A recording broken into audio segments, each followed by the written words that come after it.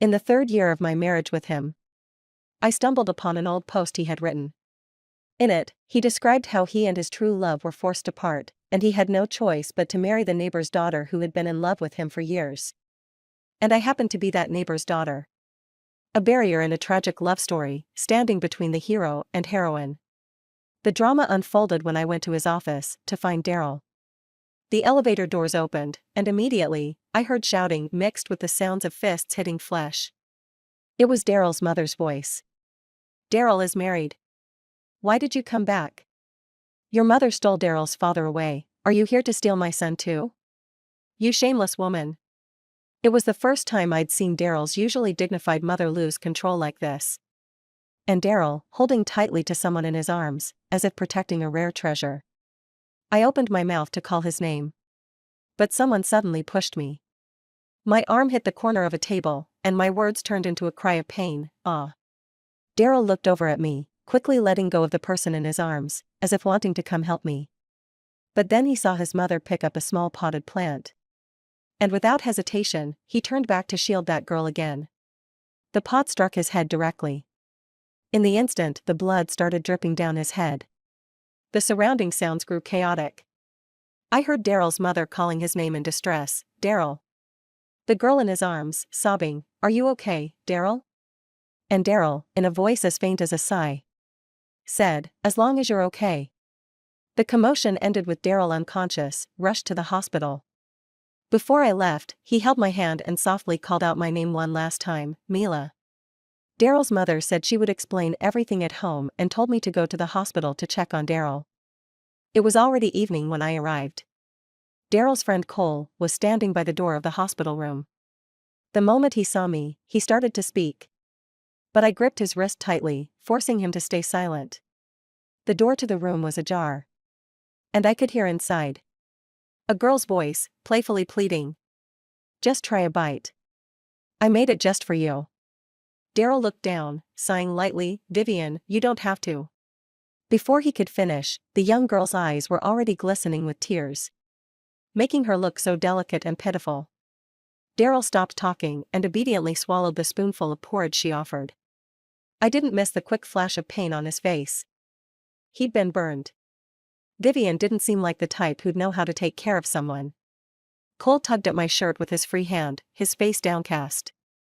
I let go of his wrist, seeing that a red mark had already formed there. "Sorry." "It's okay. She's Daryl's." "I know." He froze for a moment, as if about to say something else.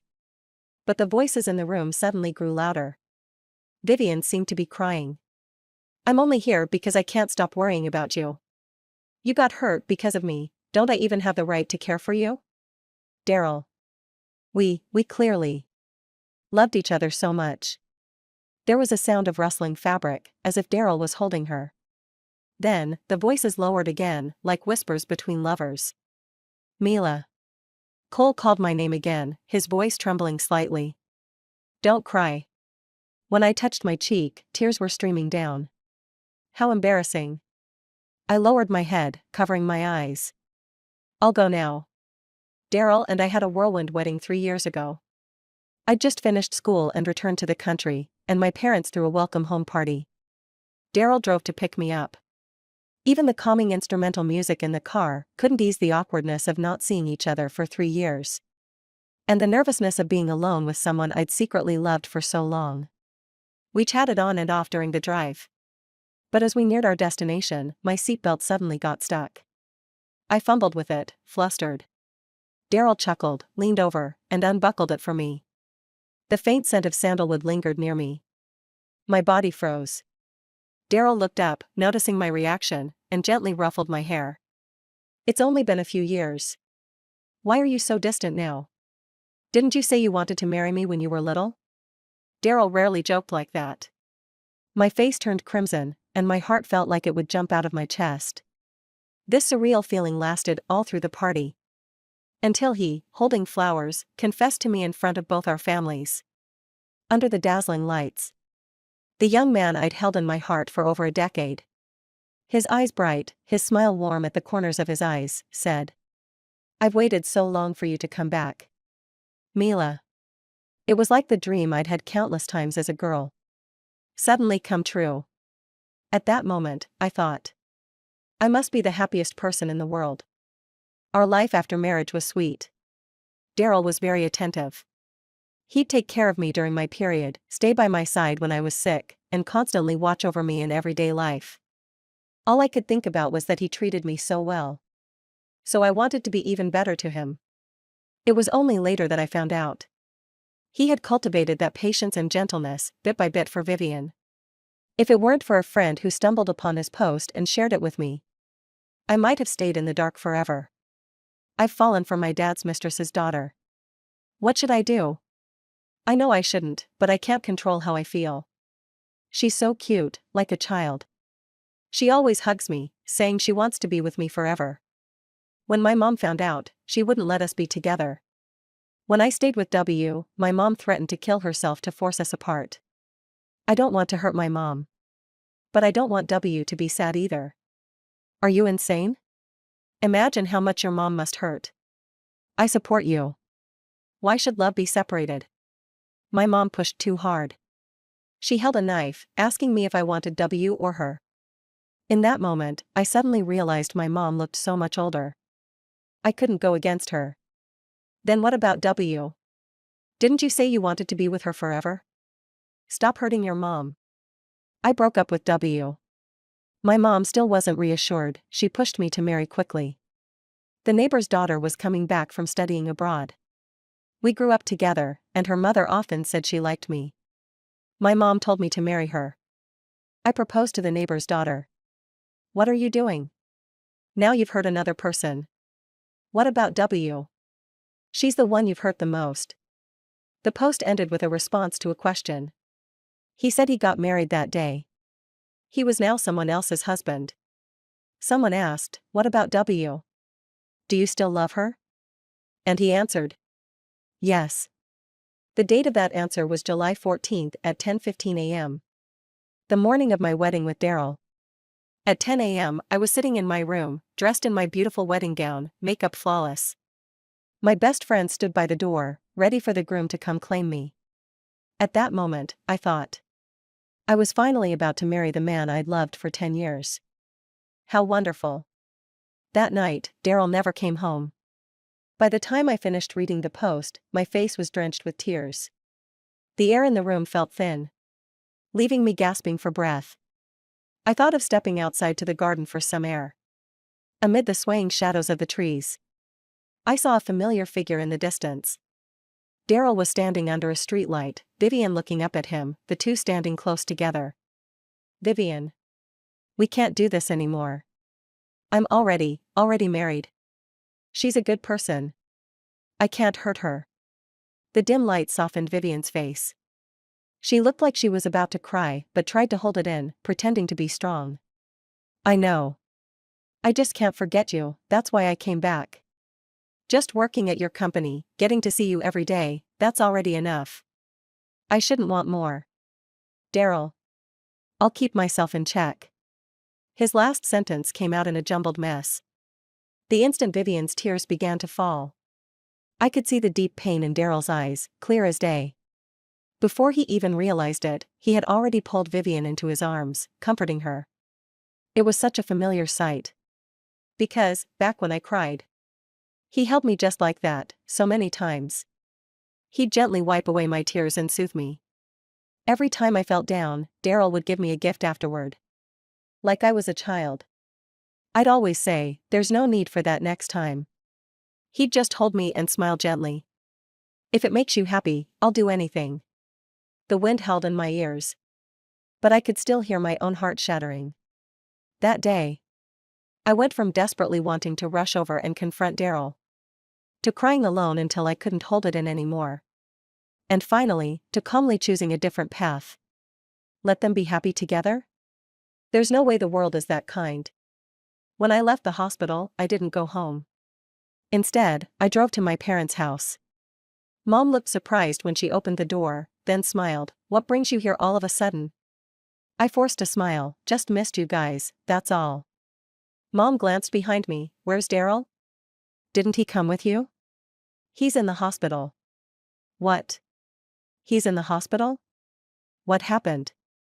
He hit his head, but the doctor said it's nothing serious. I left out the part about Daryl's mom. Why aren't you with him? Mom's smile turned a bit sly. She'd always been open-minded, she saw right through my feelings for Daryl, but pretended not to know, while subtly pushing me towards him whenever she could. After all these years of pining, you finally got what you wanted. Hold on tight, okay? No. It's not that. It's far from getting what I wanted. I only just realized. What I thought was good fortune was just Daryl settling for someone since he couldn't marry the one he truly loved. I've liked Daryl ever since I was little. My parents were always busy. When Daryl came home from school and found me waiting for my parents by the door, he'd take me in, help me with my homework, or watch cartoons with me. That night, my parents never came back.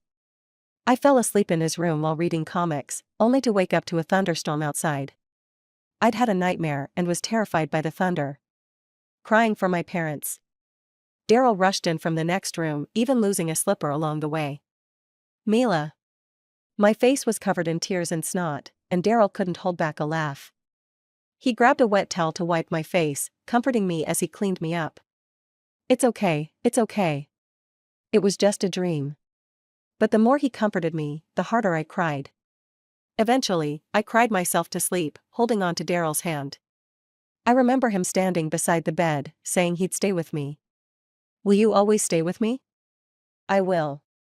Will you stay with me forever and ever? I will. I knew even then that words said offhandedly aren't always trustworthy. But if feelings could be controlled, I wouldn't have fallen for him, chasing him like a moth to a flame, for so many years. I didn't go back to visit Daryl at the hospital. When he asked, I just said I was at my parents' house. His head injury wasn't serious. He was discharged within a few days. It happened to be New Year's Day when he came to pick me up for dinner at home. He stood by the door, tall and graceful, his face lighting up with a smile when he saw me. Warm, just like always. Mila, you look beautiful today. Daryl never held back on compliments. In the past, I'd get embarrassed, but over time, I grew more confident. And in turn, I liked him even more. I lowered my gaze, avoiding his eyes. Let's go. Daryl paused for a moment. Then politely said goodbye to my parents.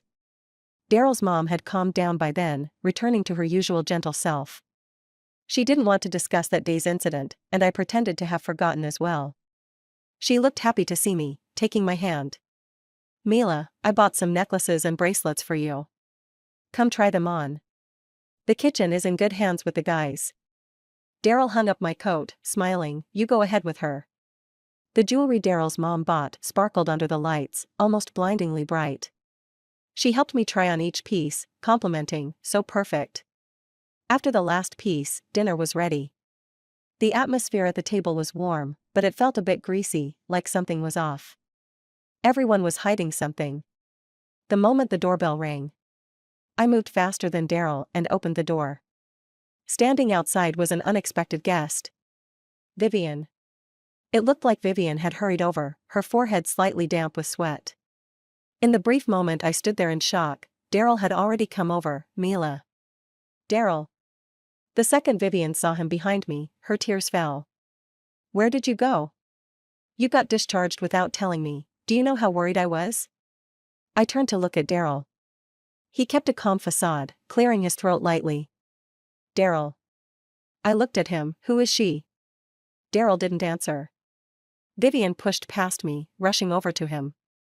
At the table, Daryl's parents had noticed her too. I saw the look on his mother's face change instantly. You. But Daryl's father, sitting beside her, quickly grabbed her shoulder. She's my friend's daughter. She used to be good friends with Daryl. Is that so? I smiled. I've known Daryl for over 10 years. I don't think I've ever met her. Ah, he met her during those years you were studying abroad. I smiled again, letting his lie slide. Well, since you're here, join us for dinner. Daryl's dad said, adding a bowl and chair for Vivian.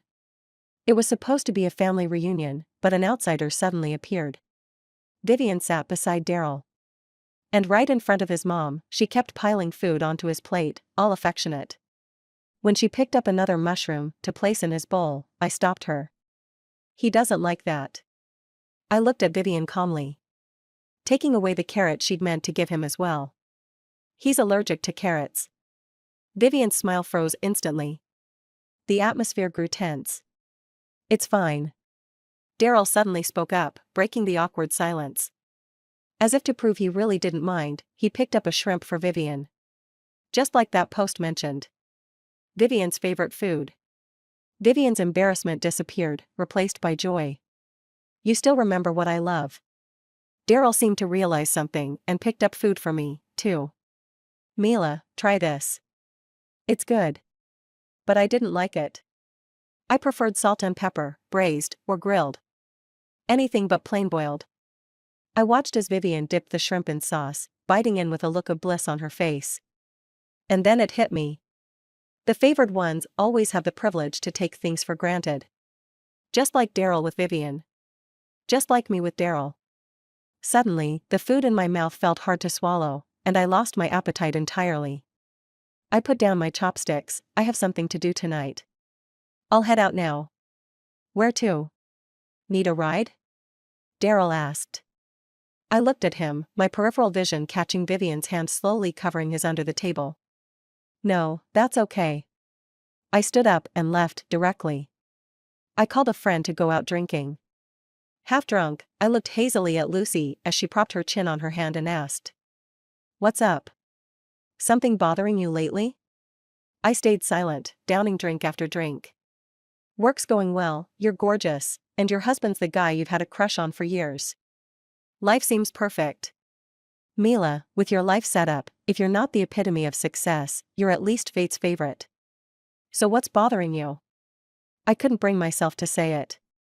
Lucy didn't press, just kept me company in my quiet drinking. I ended up hugging the toilet and vomiting twice in the bathroom, so drunk I was out of it.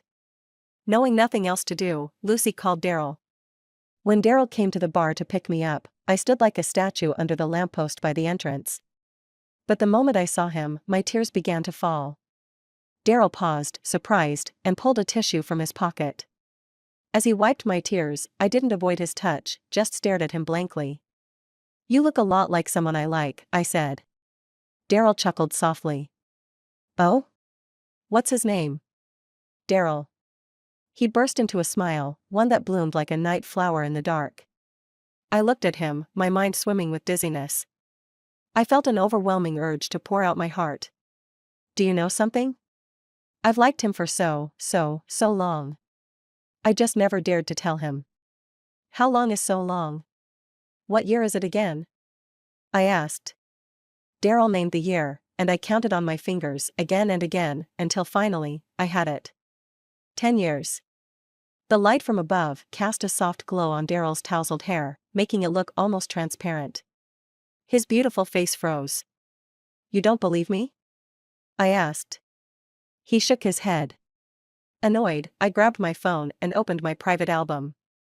Still tipsy, I fumbled with the password, entering it wrong several times. The question was from years ago. Who do you like? Such a silly question from my teenage years. I typed in 2 letters. A much younger Daryl's face appeared in the photo. Look at this, I said, tapping on a picture. I found it on the school's website. The photo captured Daryl in the final sprint of a long-distance run. I zoomed in and found myself pushed into the crowd. He was running, and I wanted to give him water, but there were too many people. I couldn't get close, and in the end, he took water from another girl. I sighed. That moment really stung. But later, when I found this photo on the school website, it made me feel better. Even though I couldn't give him the water, we were in the same frame. I laughed, remembering how I'd clutched that water bottle all day like an idiot, just as if I'd bought my favorite cake only to find it squished on the way home. I had been crushed, but the moment I saw this photo, I was full of life again. At least I was recorded in that moment of his victory. And this one? I showed him another photo. I found it in my mom's album. It was from my 10th birthday, when Daryl had come to celebrate with me. We held hands, performing for the adults. Daryl wore a tiny suit, and I had on a fluffy dress, just like a little couple. I even used it as my profile background, I told him. My friends kept saying I looked so cute as a kid. I wondered, if he ever saw it, what he'd think. Would I lie and say it's just because the photo is cute? Or just admit, because I wanted you to see it, or because I like you? But he never did. He never noticed. 10 years is such a long, long time. These little things I've kept inside for so long, they're so clear in my mind. They're endless. In the end, my mouth was dry, but I couldn't finish all my thoughts about this decade-long crush. And when I finished, suddenly he pulled me into his arms. Daryl's embrace was warm, not just through his clothes, but in the heartbeat and the soft rhythm of his emotions beneath them. He held me so tightly. His hand trembled a little. I love you. His breath landed softly by my ear, warm with a slight catch in his voice. Mila. I love you too. In Daryl's arms, my face was dry, and the cold wind sobered me up quite a bit. I looked up into the blinding white light above. For a long, long time. Then I spoke, softly. Liar. Daryl. You're such a liar. When I woke up, my head was splitting. Daryl heard me stir and appeared at the bedroom door. Mila, I made you some hangover soup. I rubbed my temples and nodded. After freshening up, I went to the dining table, where breakfast and the soup were ready. I downed the soup in one go, only to find he'd left a piece of candy beside it. Mila. Daryl came down the stairs, holding a tie, smiling at me. I paused, then took the tie and helped him put it on. Daryl took the chance to lean down and kiss my forehead, murmuring sweetly in my ear, "Wait for me to come back." Just like when we were newlyweds. I was lost in thought for a moment, and by the time I snapped out of it, Daryl was already gone. Not long after he left, a call from an unknown number came through. I answered it, and the voice on the other end sounded familiar. It was Vivian. She wanted to meet up. On the way, I thought about all the ways Vivian might start the conversation. Maybe, like a character in a novel, she'd arrogantly declare, "He only loves me." Or perhaps she'd tell me to back off. But she didn't. Vivian had arrived before me. When we met, she greeted me and began telling me about her and Daryl. I was with Daryl for 2 years, and he was always so good to me. I actually always knew who he was. When I was young, I envied him. He had a happy family, his parents adored him. My mom never cared about me, not until she met Daryl's dad. Sometimes he'd visit, bringing me little gifts. But I knew it was only because he loved my mom. Until I started dating Daryl. He's so caring, always worried if I was eating well, sleeping soundly. He'd tell me, "Don't worry, I'm here," and solve all my problems. It felt like he was a gift from heaven, to make up for all the neglect I'd endured. I thought we'd be together forever. Until his mother found out. She threatened to end her life if he didn't leave me. Vivian's voice trembled as she continued, her tone filled with sudden desperation. "He gave up on me." Her gaze shifted to me, her voice softening with sorrow. "Please, could you give him back to me? Please. I really love him. Really." Tears streamed down her face, landing on the table. She was sobbing, yet she still carried herself with the pride of someone who had once been loved. I said nothing, just touched my own chest. But it didn't hurt like before. "Why don't you just tell Daryl?" I asked. "Ask him to leave me and be with you."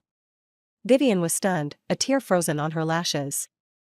I don't want to put him in that position." I smiled, looking at her calmly. "Do you really love Daryl?"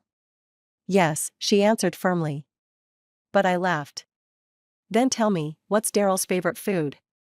Vivian fell silent, her mouth opening and closing, unable to utter a word. If they were so in love, why was one hesitating and the other so unaware?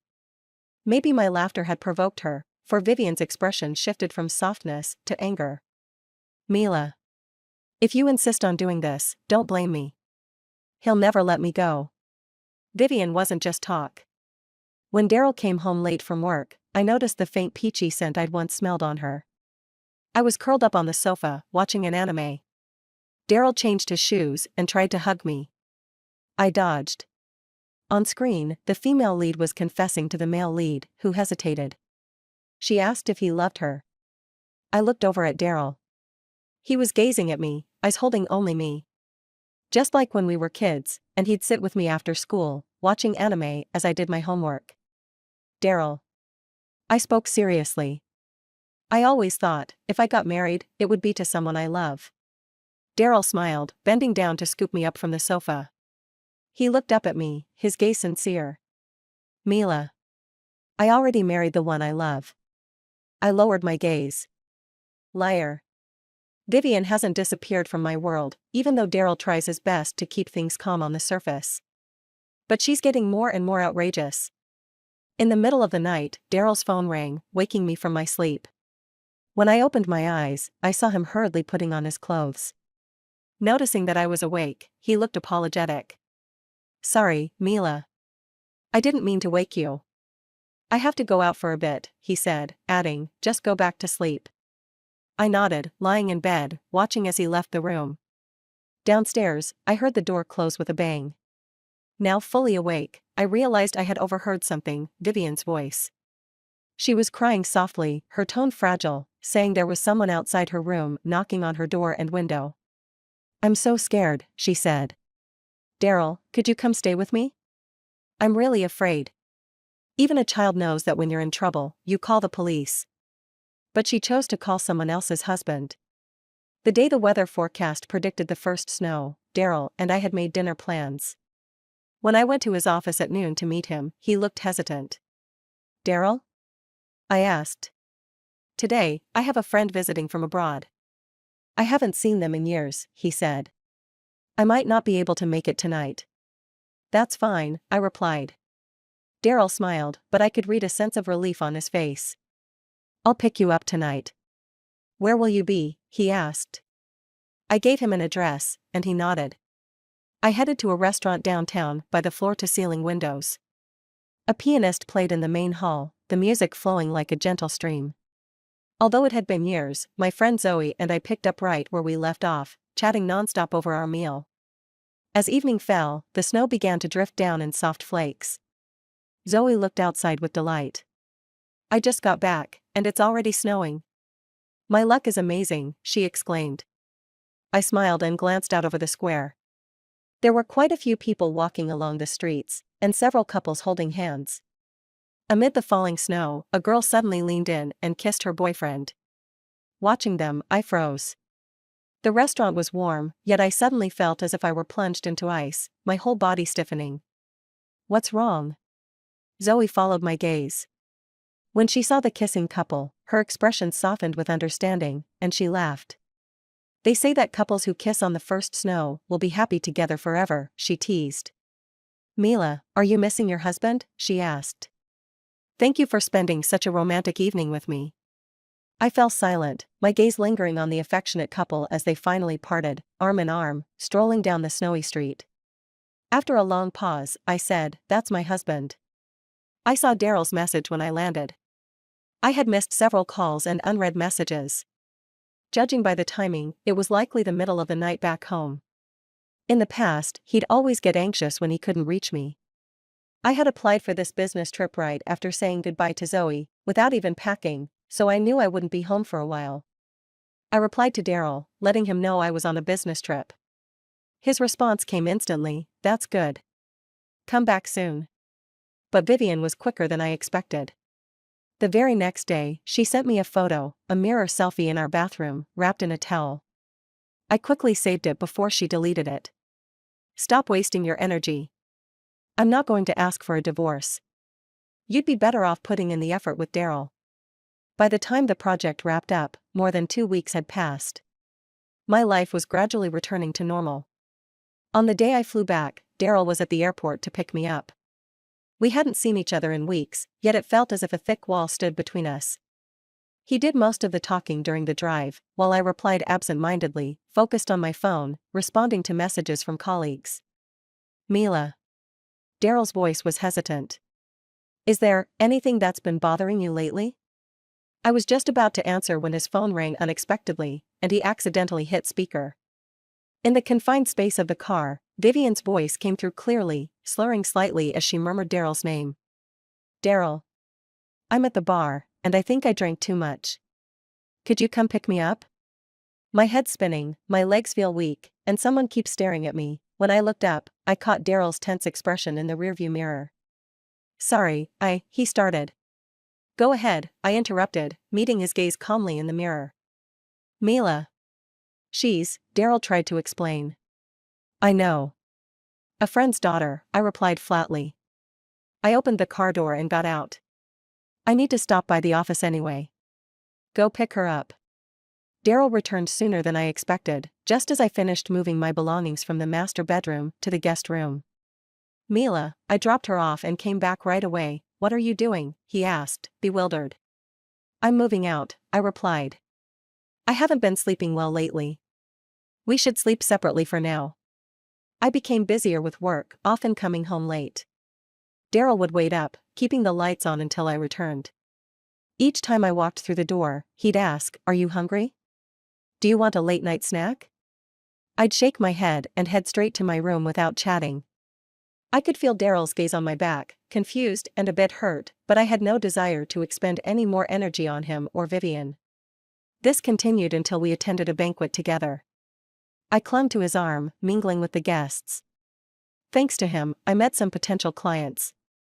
Introducing me, he would say, This is my wife. People would compliment us, saying we made a great couple, and I'd lean slightly on his shoulder, smiling shyly.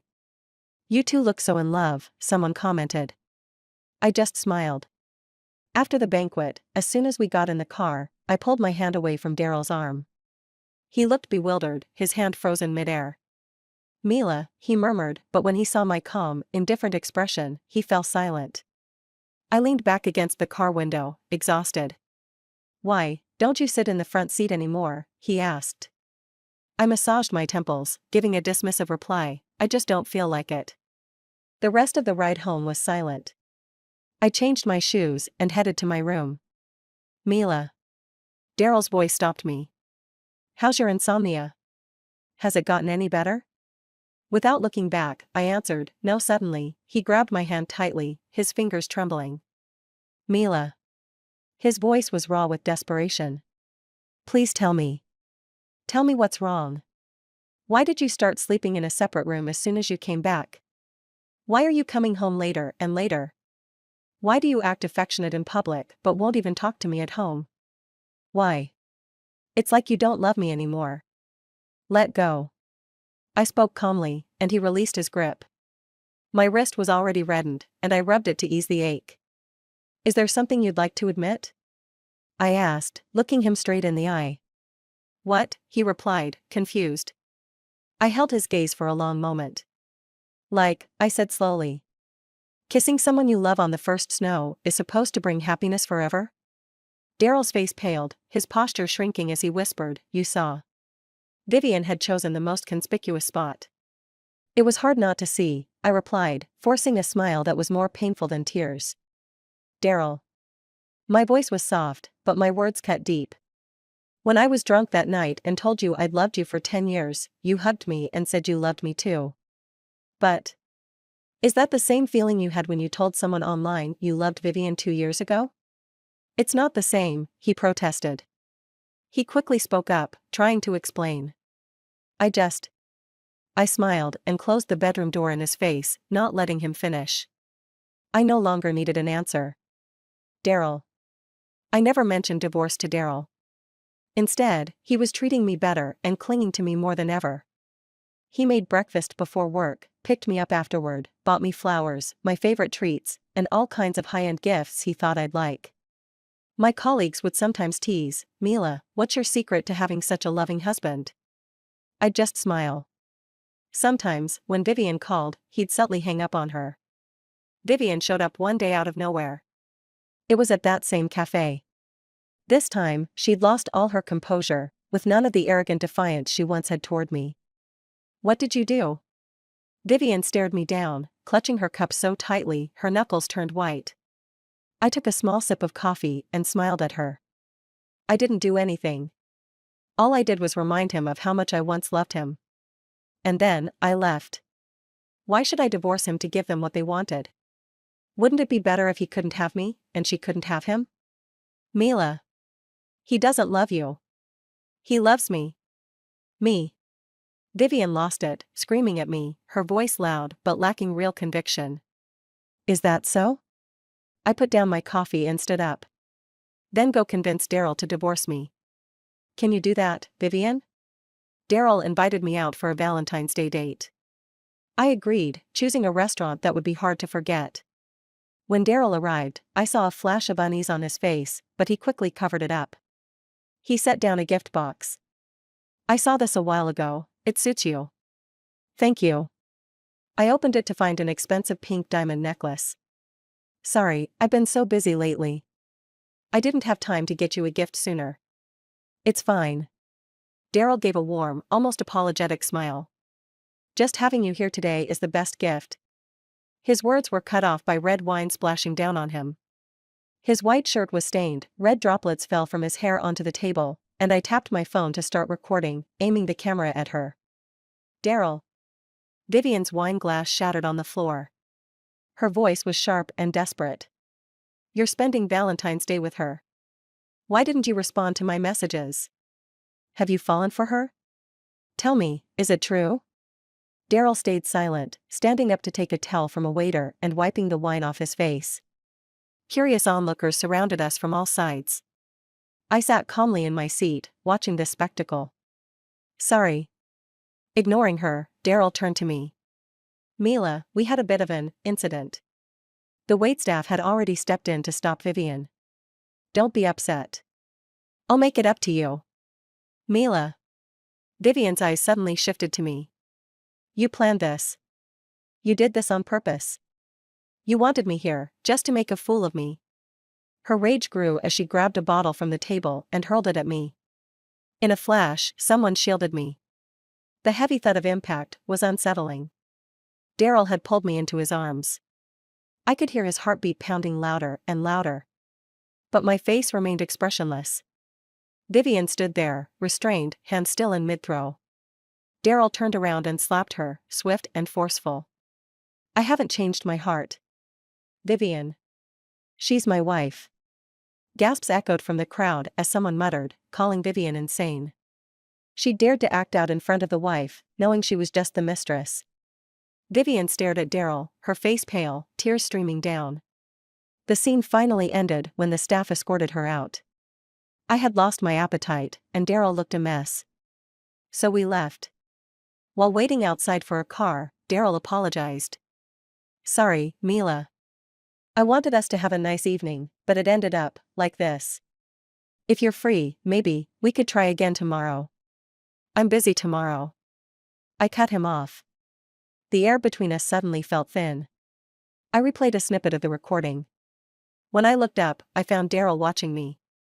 The dark stain on his shirt still showed, and his hair hung down, casting his deep, upturned eyes in shadow. There was a hint of red at the corner of his eye, his voice breaking as he said, "Why aren't you angry?" I'd known Daryl for over 20 years. I'd followed him around for more than 10. He'd always been calm, composed, and endlessly kind. Like an older brother I could rely on. He took a step closer, grabbing my wrist gently, almost afraid to hold on too tightly. He loomed over me like a glass tower on the verge of collapse. She said you sent her the address. Mila. Why aren't you angry? Can you blame me? Just once. Yell at me. Hit me. Argue with me. Whatever you want, I'll give it to you. Please. He leaned his head on my shoulder, and I felt a faint dampness. Please, Mila. Anything, just don't leave me. The late winter wind was still chilly on my face. I was enveloped in the scent of his sandalwood cologne. His hold was so tight. His warm breath crept down my collar. But I kept my stiff, unmoving posture, like a mannequin. Daryl refused to let go. I knew he was waiting for me to say something. But I stayed silent. The next morning, Daryl acted as if nothing had happened, getting up early to make me breakfast. I was in a hurry and didn't eat it. After I got to work, he sent me breakfast delivery. When my colleague came into my office, she looked over and said, "Mila, can you even finish all this?" I smiled and asked, "Hungry? Want some?" Her eyes lit up. Thanks, Mila. As she reached for it, she noticed a note attached to the box. Daryl had left a message, reminding me to eat well. Just as she was about to say something, I took the note off and tossed it away. She immediately closed her mouth and quietly ate. Daryl came to pick me up after work, as if he had no job of his own. His car parked at the entrance, and my coworkers couldn't hide their envy, saying I had the perfect husband. I waved goodbye to them and got into the back seat. Daryl handed me a warm drink. I heard you cough a bit yesterday. Thanks. I took it and placed it by the car door. We acted as if nothing had happened, keeping up a polite facade until we got home. When we reached the door, Daryl didn't follow right away. Only when I reached the front steps did he catch up, carrying the thermos he'd given me earlier. Oh. Sorry. I left it by the side door and forgot about it. Daryl didn't respond, just stood there at the bottom of the steps, looking up at me. He was backlit, his face hidden in shadow, unreadable. After a long pause, he finally spoke. Mila. You haven't mentioned divorce, because you still care about me. Right? I shifted my gaze away from his face, looking into empty space. You're wrong. I answered with a smile. Why did he have to push me? Why force me to spell it out, that I didn't love him anymore? Why tear away the mask of adult civility, hiding all the ties and entanglements? The love I'd once had for Daryl died the day I read that post. Without love, marriage or divorce was merely a calculation of benefits. In the end, without interest in anyone else, staying married to Daryl offered me the most advantage. The connections, the resources Daryl could provide, were the reasons I stayed. Businessmen chase profit. If love requires sincerity free of any interests, then once love fades, all that remains with Daryl is calculation. I looked at Daryl and smiled. My gaze didn't waver.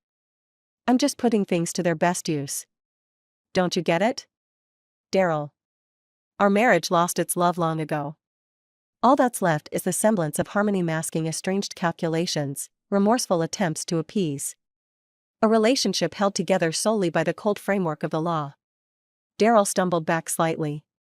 I thought he'd get angry. That he'd lose his temper. But he didn't. Instead, he seemed to take a deep breath, forcefully swallowing all his emotions. His voice was soft. It was like the flutter of a butterfly's wings, so delicate it seemed it could snap at the lightest touch. It's fine. It's fine. As long as you don't mention divorce. For now, I won't. I smiled, mercilessly snapping the butterfly's wings. But if I meet someone who moves me again, I can't say for sure. No. You can't. Daryl's composure shattered instantly. You can't do this. I love you. You can't love anyone else. Mila. I had no interest in watching him lose control. I opened the front door and walked inside. Daryl. Don't go mad. Love isn't something you can control. But there's no reason to keep clinging after being hurt. The 10 years I spent silently loving Daryl were real. But no one knows better than I do. Before you love someone else, you need to love yourself first. If I truly loved him to the point of losing all reason, I wouldn't have chosen my future without hesitation when I went abroad. The path of love is rough, it's easy to stumble. But I'll always have the courage to love again and the resolve not to look back. Because the person I love most is always myself. Epilogue. Daryl, burning with fever, called Mila. Call after call, all he heard was a busy tone. Sorry, the number you dialed is currently busy. He'd hang up, call again, hang up, call again. He just couldn't get through. In his fevered haze, his phone slipped from his hand onto the floor. He didn't even know if his last call went through. When he woke up, he was in the hospital. Daryl blinked at the white walls, dazed for a long time. Suddenly, someone spoke next to him. You're awake. It was Mila. She reached out, feeling his forehead for temperature, then poured him a glass of water. For a moment, Daryl thought he was dreaming. Until he felt the cold touch on his forehead. He tried to speak, but his throat burned. Taking the water from Mila, he drank, and felt a bit better. It had been a long time since he'd seen this side of Mila. At home, the two of them were like strangers sharing an apartment. Even when Mila's attitude was gentle, he knew it was just the courtesy one extends to an acquaintance. Mila. He spoke quickly, wanting to ask if she'd gotten his calls. If she'd brought him to the hospital. If she'd stayed by his bedside for a long time. But before he could finish, Mila interrupted, "Are you hungry? What would you like to eat?" "Pork rib soup." He said it on purpose. Back when Mila was sick, he'd always make pork rib soup for her. Eventually, Mila had insisted on learning to make it herself, saying that when he fell ill, she could take care of him in turn. He'd finally given in and taught her. He mentioned it now, hoping to stir something in her.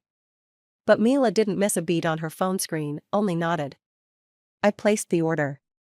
It should be here soon." Daryl froze for a moment. He'd hoped she'd make it for him herself. Mila stood up. "If you need anything, just press the call button. The food will be here shortly." Daryl stared at her, momentarily lost. "Where are you going?" "I have a meeting in the afternoon, so I'll be heading out." With a slight nod, Mila walked towards the door. Daryl wanted to call after her. The lingering fever muddled his mind.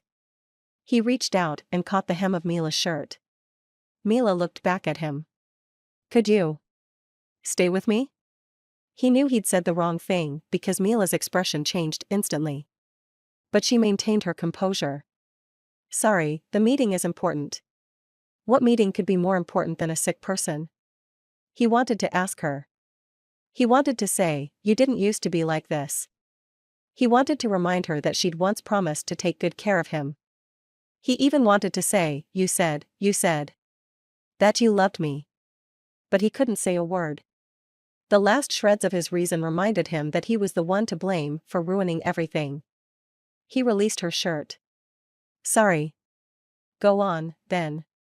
In the beginning, Daryl thought it was fine as long as they hadn't divorced. As long as they were still married, he still had time to win Mila back. After all, she used to love him so deeply. But later, he realized he'd been wrong. Mila didn't accept his attempts at reconciliation. In public, they still acted like a loving couple, but behind closed doors, they were polite cohabitants. Mila never ate the breakfast Daryl prepared. When he gave her gifts, she occasionally reciprocated, but her return gifts seemed hastily chosen, devoid of thought. He thought it was okay, that one day he'd win her over. But the more he tried, the colder she became. Returning from a party or his parents' house was always the hardest for Daryl. The contrast hit the hardest then. The smile that had just graced her face would vanish as she slipped her hand out of his, the warmth lingering in his arm fading away. He'd argued before. He'd broken down countless times. He'd let Mila curse him, he'd gripped her hand, begging her, even slapping himself. He'd looked at her with red-rimmed eyes, pleading for her to hate him. But Mila simply pulled her hand free, sighing softly. "Don't make a fuss." Her gaze was calm. And he felt like a criminal laid bare. From beginning to end, he'd been the one making a scene. It was then he understood. Remorse and anguish meant nothing. Mila would never turn back. So he kept telling himself, as long as Mila didn't divorce him, it would be enough. Even if she was just using him, just calculating against him, even if there was no love, that would be fine. As long as she was willing to stay by his side, to remain his wife in name, it was enough. But that promise of hers hovered above him like a sword, always threatening to fall. He never knew when it would drop. And he was constantly haunted by the fear of that moment. What he couldn't bear, the thing he feared most, was the thought of her loving someone else. Daryl stayed in the hospital for 2 days. Mila didn't come the second day. When he finally returned home, Mila was nowhere to be found. He sent her a message, and hours later got a reply saying she was on a business trip. The last time they'd spoken had been half a month ago. Daryl had asked if she was free. He had 2 tickets to a musical from a friend. "I don't enjoy musicals, sorry." He'd stared at that message for a long time. She used to go with him.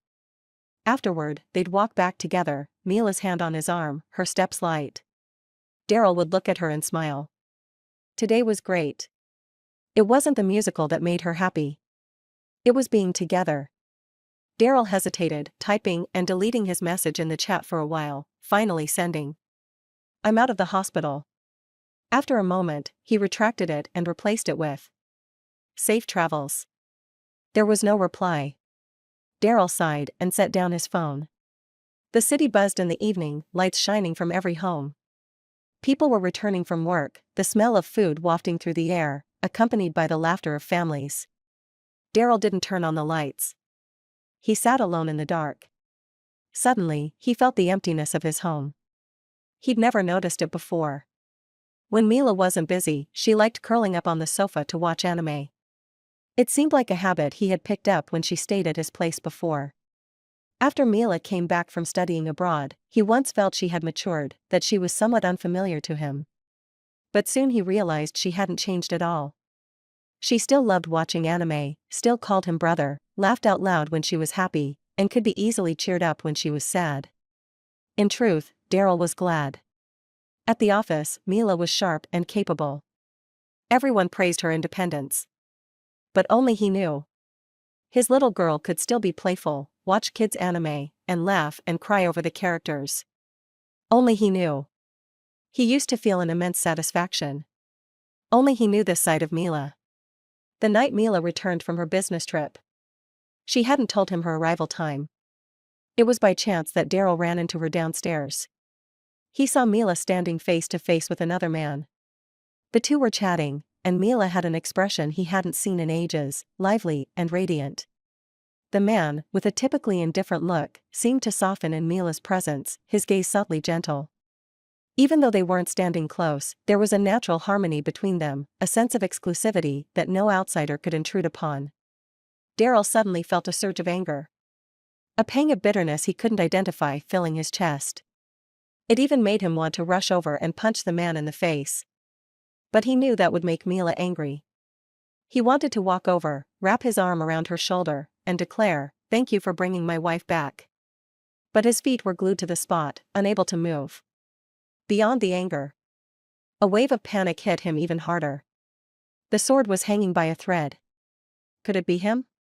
That man. Could it be him? Mila said goodbye and turned to walk in his direction. Before his mind could react, Daryl's body had already turned, heading home. When Mila opened the door, he was waiting with a pale face and forced a smile at her. He chose to avoid the confrontation. While Mila was in the shower, he checked her chat history. He knew it was despicable, but he couldn't help it. He just couldn't accept it. He couldn't accept the idea of Mila loving someone else.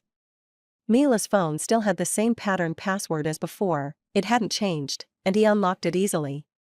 At the top was her friend, Lucy. He opened the chat and glanced through it. "Lucy. Hurry up and divorce, please. I feel like stabbing your husband twice, just from looking at him." Mila replied with a laughing emoji. "What type do you like? I'll introduce someone to you. Lars isn't bad, you know. He's liked you for quite a while now." Mila replied with another emoji. Daryl exited the chat and found Lars's account. Mila's note was simple, just Lars, with nothing suggesting intimacy. He opened the chat, and the latest message was from Mila. "Thanks for dropping me off." Lars had replied politely. "It's no trouble." The sound of water running in the bathroom continued. Daryl scrolled furiously through their messages. They had been chatting frequently. Mostly about work, with the occasional restrained show of concern. Both of them had been careful to stay within boundaries, no one crossed the line. In his dazed state, a new message from Lars popped up. "I managed to get 2 tickets for the XX exhibition." Daryl knew XX too. It was Mila's favorite anime. He could already guess what Lars would say next. Driven by anger, he nearly wanted to reply, "No, you can't." But the next message popped up. And it wasn't "let's go together." Instead, it said, "Feel free to go with a friend." Daryl stood frozen. He would have preferred if their chat had been full of flirtatious, suggestive words. Or if Lars, knowing she was married, had still invited her, deliberately crossing the line. Or even if Mila, in a fit of resentment, had decided to cheat to get back at him. That way, at least, they would be even, and he wouldn't hold her faults against her. As long as they could go back to the way things were. But the more they kept their distance, the uglier he felt. The more they stayed respectful, the more he saw himself as despicable. Look, he thought, only he had done anything wrong. Only he was the disgraceful one. Maybe Mila realized he had looked at her phone, but she didn't confront him. Daryl spent every day in trepidation. The feeling that he was losing her grew stronger and stronger, and he was powerless to stop it. No matter how kind he was to Mila, it was like throwing a pebble into the sea, with no response in return. On a bright, sunny afternoon, Mila brought up divorce. She came with the divorce papers, sitting across from him, smiling calmly. Let's get divorced. It had finally fallen. In that moment, the sword hanging above his head fell, slicing through him from top to bottom. His heart, now on the left half of his body, beat slower and slower. And blood spilled everywhere. It was as if he was truly experiencing the pain of a heart attack. Of death. Even breathing became difficult. Is it him? It took him a while to find his voice again. But it sounded shrill, unlike his own. Who? Lars. Did you fall in love with him? Is that it? Ah. Mila was briefly surprised, then shook her head. No, I didn't fall in love with him. I just wanted to give him a chance. Mila smiled. To give myself a chance, and him one too. After all. She looked at him, her smile deepening. Before starting a new relationship, isn't it necessary to close off the old one completely? Daryl felt as if something had gripped his throat. He wanted to tear the divorce agreement in front of him into pieces. But after a long while, he simply said, I understand. I'll sign the divorce papers after I review them. Mila was momentarily surprised, then genuinely smiled, pleased. Good, I'll wait for you. He wanted to cling to her. But he feared she would be annoyed. So let it be. At least, in the end, he would leave her with a decently graceful exit. Daryl made some adjustments to the divorce agreement, giving most of the assets to Mila.